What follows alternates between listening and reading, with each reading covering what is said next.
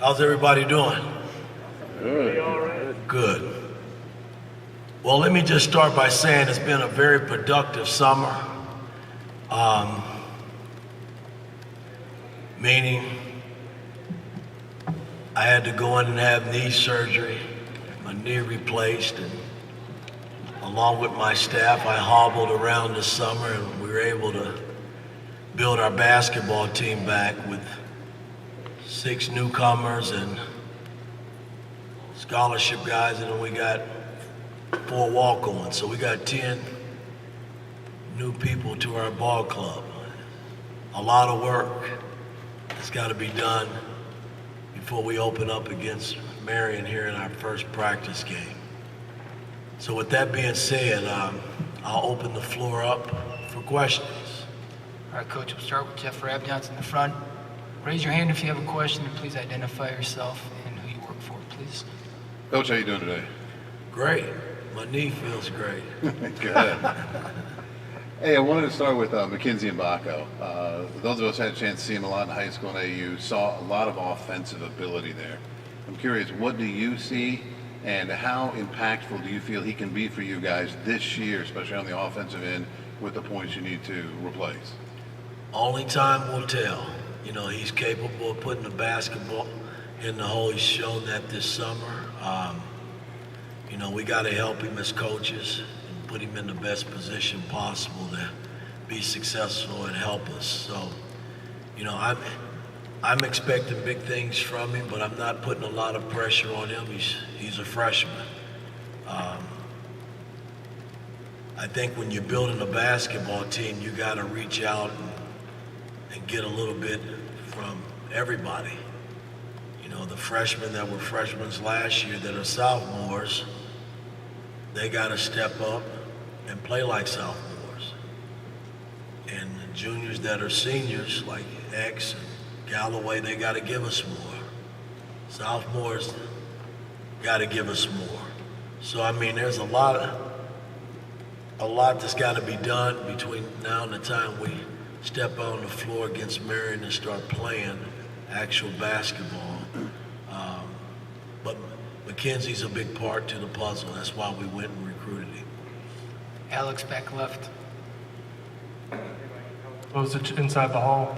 Just curious, you mentioned needing more from X. What exactly do you mean by that, and what maybe are the 2 or 3 things you look at going into the season that he needs to do well for you guys to be successful as a team? Well, I thought 2 years ago, make no mistake about it, we got in the tournament because of Xavier Johnson and his play coming down the home stretch. Last year was a setback year for him. I mean, we didn't come into last season thinking that we would lose our starting point guard, and that was a blow for us in the stretch where we struggled to win games. And, you know, this year, you know, X he's played more basketball games in college than anybody on our ball club. So I expect him to lead, you know, be a point guard and be a leader on and off the floor and put us in position to win basketball games. That's what it's all about. Zach, front left, and Todd. Mike, following on with X, I mean, obviously this time a year ago, he wouldn't have expected to be here, just in the sense he thought he'd be out of eligibility and moved on. How have you seen him approach just all the things that you talk about needing from him, the day-to-day, the leadership, the things that maybe, again, he wouldn't have expected to be in this role, but now embracing it and really trying to sort of be everything you and this team need him to be? I think he's doing all the right things along with Galloway. I named both of those 2 guys captains. But again, we got to play games. We got to get better in practice on both ends of the floor, and he's got to play a role in that. So, you know, I'm hard on captains. You know, I've always been that way. Bob Knight was hard on me as a captain when I was here, and you're not given that title just to be given it. You got to earn it, and you got to be held accountable in terms of not only putting yourself in position to help us win, but getting guys to play at a high level around you. That's important. Todd, front left, then Rick. Todd Golden with CNHI. Mike, your third year, obviously, and last year I heard you say a few times when you answered questions that some things were still new to you in terms of being a coach. Now that you are in your third year, how comfortable are you with being a college coach? All the things that go into it, recruiting, NIL, etc. And what expectations do you have for yourself in your third year, and how does that project to expectations for the program? I took this job to win Big Ten titles and national titles, and I've fallen short the first 2 years. And I'm always optimistic as a coach when I go into a season, and this season's no different. We got to go and win a Big Ten title, and then once we get fortunate to get into tournament play, then we figure it out there. But this summer, I recruited more. We had to. We lost 4 seniors. We lost 3 guys that left. Basically, we lost 10 guys last year with the 2 walk-ons as well. So we had to go out and build our team back. And I'm pleased with the players that we brought in, knowing that when you add a lot of pieces to your team, there's a lot of work that comes with that. And I'm not pleased and happy right now where we are as a ball club, because there's a lot of work that's still left on the table that we got to get these guys to understand who we are and what we're about, and how we want to play on both ends of the floor. And only time will tell. We start official practice on the 26th, where I can get them a little longer now. That hour, 4 hours a week, it's okay, but it's not like being out on the floor, 2.5, 3 hours. So that's what I'm looking forward to. Rick, second row left, then Mike. Yeah, Mike, Rick Bozich, WDRB in Louisville. You mentioned the guys you lost. Trace was here 4 years, Race was here 6, Cobb started for 2 years. Obviously, you know that Huchefino, first-round pick. You lost a lot of quality players. How do you begin to put a new lineup together, and do you anticipate a different style of play this year? Well, again, I think practice and competition in practice will unveil who starts. Because I don't know right now who's really going to be the starters. And that's important, but what's important to me, along with my staff, is getting players to play at a high level and playing together and doing it the right way on both ends of the floor. That's what's going to be the driving force in winning basketball games, I think. And, I think all our guys are curious, they're eager, they come to work, they accept coaching, and that's important when you're talking about building a team. So only time will tell. It's hard to sit here and predict anything. I would never do that anyway, but at the end of the day, hard work, guys dedicated to what we're trying to get done, will put us in position to win basketball games, I think. What about style of play? Well, it's hard to say. If I asked you guys, did we post the basketball more than we ran pick and roll last year, you would probably say we did, but we didn't. 53% of our play last year was pick and roll basketball, 47% was posting the basketball. Where the first year, we dominated the post with Trace. I would have been foolish not to utilize him, but we expanded him out on the floor a little bit last year, and he was able to do some things in that area. So, I don't know that, I'm still looking at our style of play. I think you still have to mix it up. You got to have post play, and, everybody's playing pick and roll, which I was accustomed to doing in the pros. So it's nothing new to me, but only time will tell in terms of our style and where we go with it. Mike, second row left. Yeah, Mike Neisler from the Bloomington Herald-Times.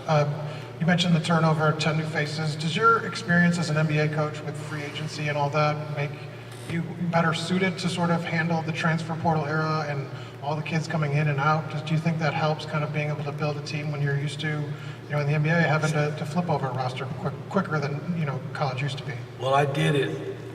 I did it in Atlanta, where we flipped that roster within 2-3 years. But I can't sit here and say, look, I gotta wait. I don't want to wait till my clock's ticking. I want everything this year.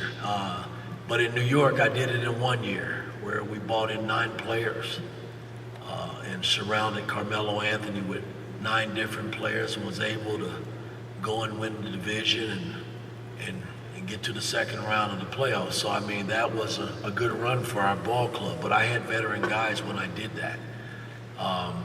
I'm dealing with young players now, so you have to be patient with a lot of these young guys, and I understand that. But then on the flip side, I got to be myself, and I got to coach and push and try to get guys to do things at a higher level than probably they're used to doing. So that's going to be important moving forward, I think. Seth, front row right, then Zion. Seth Tao with the Daily Hoosier. Mike, your sophomores, CJ, Caleb, and Malik, how do you see them attack this offseason, and what steps are you looking for those guys this season? The beauty about this summer, a lot of these guys, they stuck around and they put in the work, especially CJ and Caleb Banks. I'm expecting more out of them. They're not freshmen anymore. I need more, We need it as a ball club, and they're working in that area. They've done some pretty good things this summer for us, but we still, as a team, we have a ways to go yet. Zion, front right, then Mason. Zion Brown, Indy Star. Going back to the roster turnover, kind of when you're in the portal or you're getting those late recruits like McKenzie, what type of players did you try to approach and try to go after this year? Well, you're talking about this summer?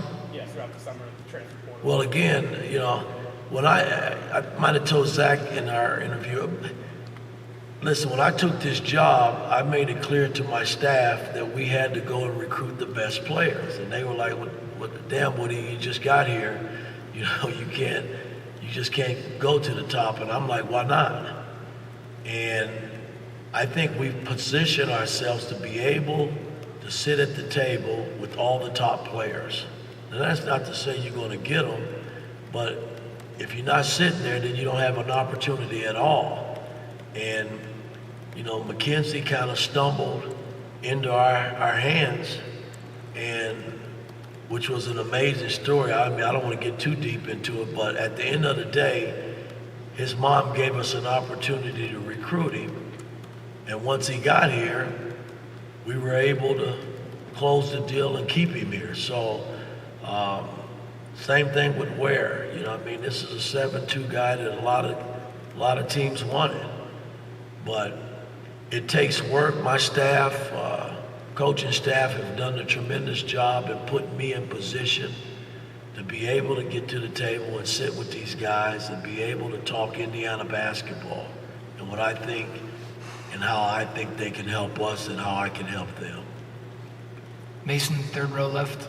Coach Mason Williams with the Hoosier.com. You've talked in the past about the importance of scheduling tough early into preseason.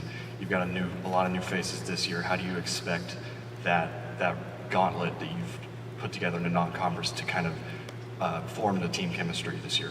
Well, it's going to put us in a position. We have a tough schedule this season. I thought the last 2 years our schedule was tough. My thing is, it doesn't matter who you play. If you're not ready to play and ready to play at a high level, any team in college basketball can beat you. I like competition. That's my nature. That's how I've been all my life as a player and coach. You can't be scared of competition, man, or you're in the wrong game. And this season is a tough season, in terms of scheduling and the teams that we fielded this year to play. But it's what it is, man. We just got to take it one game at a time and see what happens. Tom, back left. Hey, Coach. Tom Bruce, Sports Illustrated, Indiana. one of the things about when you sit at the table with the best players is when they get here, that much like Jalen last year, they might only be here for a year. With a 6-year point guard and those potential things this year, do you feel like there's more of a sense of urgency to be really good fast? Because with this group, it's really just maybe just 1 year with this specific group? Well, that's a great question. There's always urgency on my part. I mean, I want to win now. And losing Jalen and Trace, that's huge. But hell, it gives other guys an opportunity to step up and play and be noticed and make a difference and help your team win basketball games, because that's what it's all about. I mean, I like our players that we've landed. And it's on me, I gotta coach them up and get them ready to play basketball. That's what it's all about.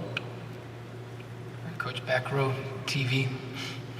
Hey, Mike, Dominique Yates, WLKY in Louisville. You mentioned the goals of wanting to win a Big Ten title. From your first 2 years, what were your observations of the conference, and just, what will it take for your guys to try to get over that hump and win one? Well, again, I thought we put ourselves in pretty good position the last 2 years. I mean, in the tournament, we were right there, I just didn't get them over the hump, man, and, that's something that I live with every day of my life, and somehow I got to get them over the hump. I'm the coach, and I got to get them over the hump where we can hang another banner in there. I mean, that's all I think about, man. I don't think about anything. It's not about me. It's about these student athletes that I've fielded this year for our ball club, and I got to try to put them in the best position possible to be successful. Back row, middle. Mike, Andrew Chernoff, Wish TV. You mentioned X and Trey as two guys who are captains on this team. How have you seen them grow into those roles as captains? Well, they've earned it. I mean, unfortunately, X didn't get a chance to show what he did the first year last season because of his injury. And make no mistake about it, I said, you guys probably couldn't see it and didn't write about it enough. But losing Xavier Johnson last year was huge for our team. I mean, it hurt us. And we were able to regroup and recover from it. And a lot of that had to do with Jalen and the supporting cast. I mean, we didn't feel sorry. We got after it in practice and was able to maintain. X is back this year. And again, like I said, he's done it a little bit longer than most of the young men that we got on our team. So I expect more. And he's wearing that captain title on his head. So you got to give me more. You got to do more to help us win basketball games. And he will. Third row right, and then Jack. Alexa Ross, CBS 4, Fox 59. Coach, when you look at what Xavier having had to sit out, do you feel like he's even hungrier now to be back in there? Has it seemed like he skipped a beat, or is he kind of just picked off right where he left off? I think he's hungry. It's probably, I'm sure it was the first time he's ever been hurt where he's missed practically the whole season. So he's got to be hungry. I mean, this is his last go-around. I mean, he can't come back. I mean, hell, how many years has he played college? What is it, 6 years for him? Hell, he's an old man. Hell, he can't come back for 7. So he's got to give us all he can give us this year to make it right. I mean, but I do think he's hungry. Absolutely, I do. All right, Jack, back left, last one. Mike, Jack Ankeny, Sports Illustrated, Indiana. It seems like Khalil Ware has a ton of potential, but kind of had an up and down freshman season. How do you get him to reach that full potential? Well, when I recruited that young man, I told him, you cannot go back and get what happened the year before. You can't. I mean, the word's out, they knocked you and said, hey, you're lazy, you don't work hard. And if you make a commitment to me, that's got to change. And, I'm not always the easiest coach to play for, but I'm in your corner and I'm fair and I want what's best for you and my ball club. And he made the commitment to me, and I'm going to push him to play at a higher level, to help us win basketball. I can't think of or worry about what happened in Oregon. That's gone. You know, he's got to move forward and build a new life here with the Indiana basketball team. That's what it's all about to me. All right, thanks, Coach. All right, thank you guys. Enjoy the rest of the evening.